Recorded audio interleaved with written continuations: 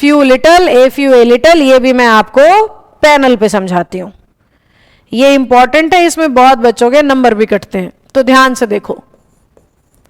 Few और little, सबसे पहली बात तो आपको यह पता होना चाहिए, फ्यू हमेशा काउंटेबल नाउन के लिए आता है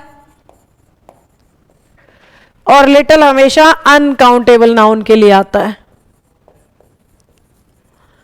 फ्यू काउंटेबल को दिखाता है और लिटल अनकाउंटेबल को दिखाता है।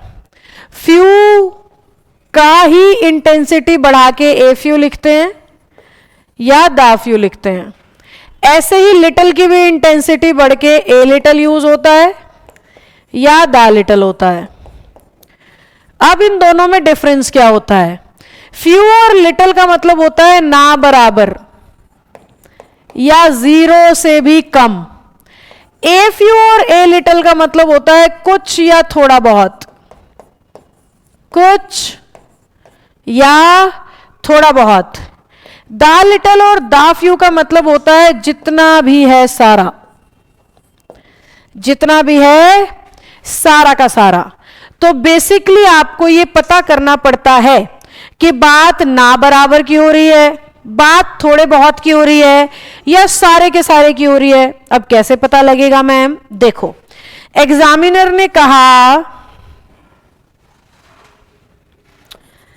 After dash rest I felt better,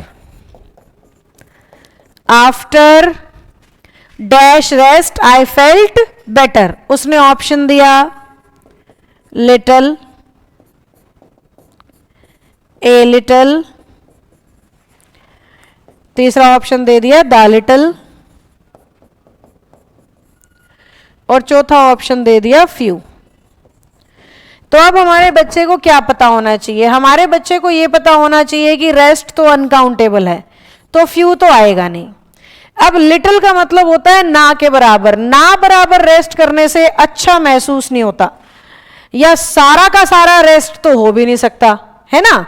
तो इसलिए यहां पे सुटेबल आंसर क्या बनता है? A little. After a little rest, थोड़ा सा आराम, कुछ देर रेस्ट करने के बाद, यूं ही कहते हो ना कुछ देर आराम कर लूं, तो वो कुछ देर मतलब लिटिल कभी ऐसा बोलते हो, ना बराबर आराम कर लूं, जितना भी आराम कर लूं, समझते हो। तो उस लॉजिक से क्या होना चाहिए? ए लिटिल होना चाहिए। तो अगर आपको शब्दों का मतलब पता है तो सेंटेंस का सेंस देख के समझ में आ जाएगा वो क्या कहना चाहता है।